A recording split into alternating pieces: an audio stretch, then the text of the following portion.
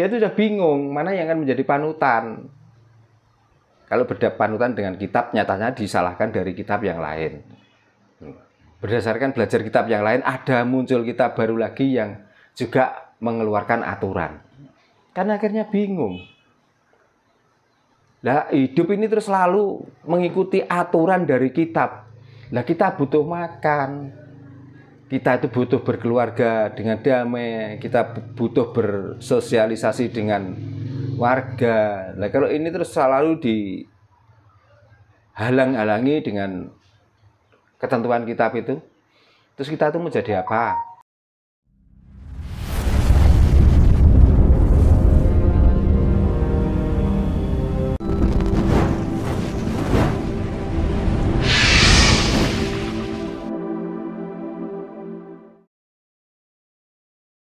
Nah, sekarang ini kan banyak juga, Pak, orang-orang itu berpaham ateis gitu, agnostik. Nah, apakah dengan berpindahnya mereka ke paham ateis, agnostis itu merupakan salah satu bukti ketidakpercayaan mereka terhadap suatu agama, Pak?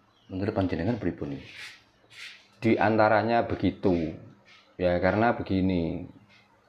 Sebenarnya orang itu sudah, kalau sesuai dengan ajaran agama yang waktu-waktu dulu diajarkan oleh para wali, nyatanya agama itu tenang, damai, nggak ada gontok-gontokan dan lain sebagainya, nggak ada saling mencela, nggak ada pemimpin-pemimpin agama itu yang mengajari kita itu misoi, nggak ada pemimpin-pemimpin agama itu yang ngajari kita itu bertengkar. Tapi setelah ditinggalkan para wali dan diteruskan para orang yang berilmu yang model zaman sekarang, ternyata kepercayaan yang diikuti selama ini dengan munculnya para pendakwah-pendakwah yang baru, kok makalah semakin kesini malah semakin keruh, malah semakin kesini malah semakin gak nyaman. Nah, dari situlah kadang-kadang orang itu berpikir, dengan berpikir itu kok rasanya begini ya, padahal yang saya cari itu ketenangan. Tentang bagaimana saya berspirit dengan Tuhan yang baik. Tapi kenapa kok ajarannya yang baru-baru ini malah semakin banyak mengajari kita itu untuk tidak percaya dengan orang lain, mengajari kita itu semakin mengajak kita itu menyalahkan, bahkan sampai ada ajaran yang untuk memusuhi pemimpin. Betul. Sama-sama satu akidah, tapi kalau akidah itu mempunyai pendapat lain, kita diajari pula tidak harus percaya. Dengan tuduhan yang kafir, yang murtad, dan lain sebagainya. Jadi orang-orang penganut itu kenapa sekarang itu ateis? Ya mungkin agama yang dianut selama ini damai, tenang, dan lain sebagainya. Kok kesini malah kacau, malah kisruh. Nggak sesuai dengan harapan gitu, Pak. Akhirnya kan terus saya itu harus mengikuti yang mana? Siapa yang harus dipercaya? Nah, makanya yang saya sesalkan tuh buat kembali ke ajaran Islam yang sebenarnya. Karena mayoritas orang-orang yang begitu itu pemeluk agama Islam. Marilah kita kembali ke ajaran Islam yang sebenarnya, yaitu Islam rahmatan lil alamin, yang kita itu mempunyai tata krama sopan santun, andap asor, asio marang sepodo-podo. Tidak harus satu kelompok yang kita asih, tapi alam ini loh. Cobalah diajarkan sesuai dengan syariat Islam yang sebenarnya, supaya kita itu kembali pada zaman-zaman terdahulu, zaman yang penuh dengan kasih sayang, kita tidak ada perbedaan, kita saling asah, asih, dan asuh.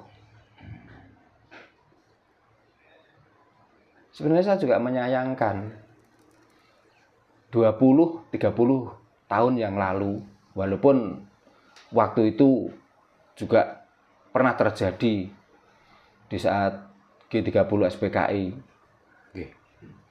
karena tertuduh kafir, tertuduh tidak beragama, banyak korban orang-orang yang tidak tahu tentang dosa itu menjadi korbannya.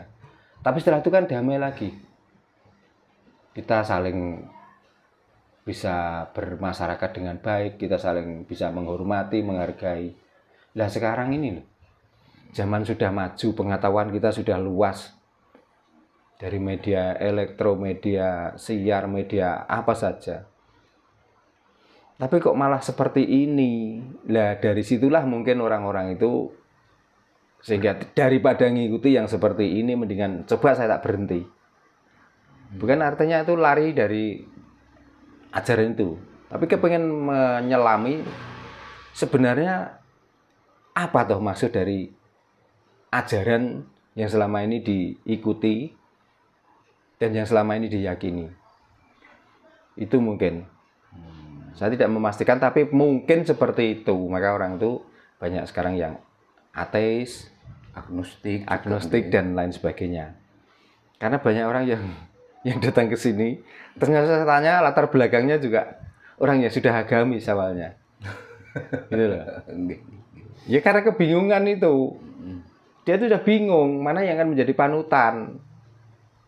Kalau panutan dengan kitab, nyatanya disalahkan dari kitab yang lain. Berdasarkan belajar kitab yang lain, ada muncul kitab baru lagi yang juga mengeluarkan aturan. Kan akhirnya bingung. Lah hidup ini terus selalu mengikuti aturan dari kitab. Lah kita butuh makan. Kita itu butuh berkeluarga dengan damai. Kita butuh bersosialisasi dengan warga. Nah, kalau ini terus selalu dihalang-halangi dengan ketentuan kitab itu, terus kita itu menjadi apa? Apakah kita itu milih jadi robot? Tinggal mana yang pegang remote-nya, disuruh kemana ya kita berangkat, apakah seperti itu? Lah kita itu punya rasa. Jadi dari rasa itulah yang membuat orang itu dengan sendirinya berubah. Maka sekali lagi, walaupun saya ngomong di YouTube seperti ini, saya tidak pernah memaksa orang harus belajar atau mengikuti saya. Ini pedoman saya sendiri. Kebetulan yang saya ungkapkan adalah perasaan saya yang selama ini mungkin leluhur-leluhur saya atau bapak-bapak saya waktu itu sulit untuk menyampaikan keluhan itu. Lah sekarang sudah ada media. Kalau saya nunjuk salah satu orang, siapa yang saya tunjuk? Kalau media kan mewakili dari beberapa orang yang sebenarnya ya sudah tahulah bahwa ajaran itu baik mungkinnya. Tapi waktu itu kan terbatas cara mempelajari dan cara mendapatkan informasi itu. Ya. Tapi di samping itu juga ada orang-orang yang tidak terima dengan apa yang saya sampaikan. Maka diklaimlah saya itu sesat. Diklaimlah saya tidak beragama. Tidak mempunyai Tuhan. Monggo, saya berterima kasih malahan. Gitu loh. Jadi nggak usah itulah, nggak usah lah untuk apalah mengotori pikiran kita sendiri. Makanya kalau sudah merasa benar, pertahankan kebenaran itu, dan kalau tidak cocok, nggak usah dilihat. Malah ngotor-ngotori pikiran, malah membuat kita itu marah. Orang mengatakan bahwa orang yang ikut paham ateis, agnostik itu tidak bertuhan. Nah, sepakat nggak Pak Darno ketika ada orang mengatakan seperti itu? Orang yang tidak pernah tahu tentang dunia, orang-orang pedalaman, tanpa diajari pun, dia menunjukkan bahwa dia adalah bertuhan. Contoh kecil, di saat dia mempunyai hajat, di saat dia mempunyai keinginan dan permintaan, dia datang di pohon-pohon, membakar kemenyan dan lain sebagainya. Apakah itu orang nggak bertuhan? Berarti kan dia yakin, dia hidup ini ada yang menghidupi. Betul. Pak. Maka karena menemui orang yang menghidupi atau Tuhan yang menghidupi mereka kesulitan, maka diwakilkanlah kehidupan selain manusia. Contohnya pohon besar. Pohon besar ini kalau nggak ciptaan yang maha, nggak mungkin. Sekuat apapun kita itu menanam pohon dan dipupuk dan lain sebagainya.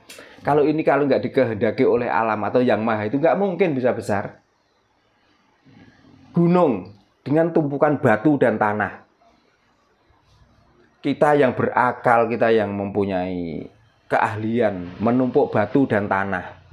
sudah dicampur semen. Dikala ada eliminasi alam, hujan, banjir, dan lain sebagainya, hancur. Tapi karena gunung ini adalah ciptaan yang maha, yang dimaksud Tuhan itu, ada gempuran badai, gempuran banjir, ada gemburan puting beliung.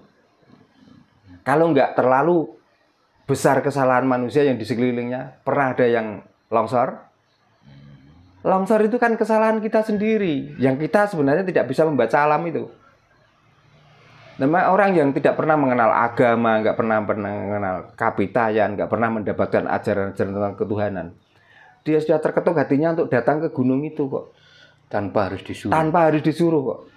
Kok orang ateis dikatakan tidak bertuhan? Kan cara memandangnya yang dimaksud Tuhan itu ya Tuhan yang sesuai yang disembah toh. Okay. Kan cuman itu. Tapi di dalam hati, di dalam rasa manusia, tidak ada manusia yang tidak bertuhan. Semuanya bertuhan.